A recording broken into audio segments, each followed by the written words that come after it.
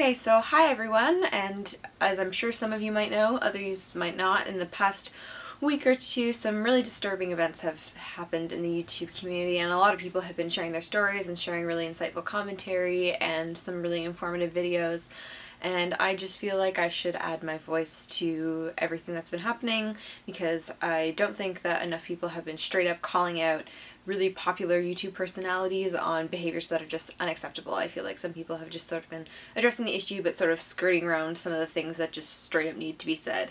Alex Day, you're gross, and I'm really disappointed with a lot of the things that have been happening. Just a really quick recap of all the events that transpired. Tom Milson's ex-girlfriend, Olga, came forward with some of the experiences that she had in her relationship with Tom about sexual coercion and manipulation and some of the emotional abuse that she faced during that time. She was about 15 and 16 when this all occurred, and he was about 22. This situation actually helped other people come forward with their experiences with sexual coercion and emotional manipulation, namely about YouTube singer and comedian Alex Day. Many different women, both underage and not, both friends and fans, have come forward with these experiences. These individuals spoke of sexual manipulation and coercion and sexual advances even though they had stated that they were not interested. Other incidents such as similar behavior exhibited by former bandmate Ed Plant, as well as Christina Horner coming forward and speaking of her abuse in the time that she was in the relationship with Luke Kennard, as well as some other people speaking out about the now imprisoned Mike Lombardo. So a lot of people have been saying, like, who's next? And I think that it's really sad that, you know, people feel like they can no longer trust the creators that they've come to know and love and thought that they knew something about. And I think it's particularly sad that we live in a society that allows these behaviors to be deemed acceptable in a lot of ways. Briley Bishop made a really great video about YouTubers and the side of themselves that they choose to present to audiences, the fact that they're all edited. And this is a point where I think it's really crucial to remember that idolization and fame does more damage than it does good. It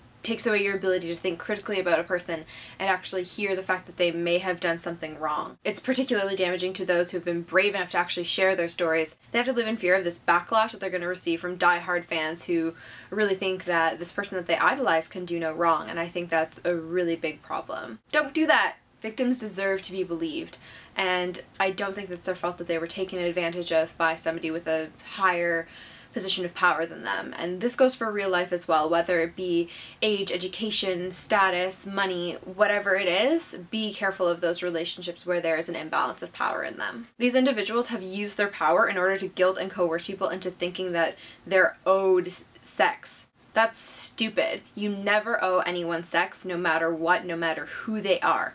Ever. This whole ordeal reaffirms the fact that sexual assault doesn't occur because there's a man hiding in the bushes with the ski mask. Assault can take place within relationships, as we have seen, across friendships, and unfortunately between people that we actually trust. I'm not saying that you can't trust any YouTuber ever. I'm just saying sexual assault doesn't occur between strangers, and it doesn't happen at random.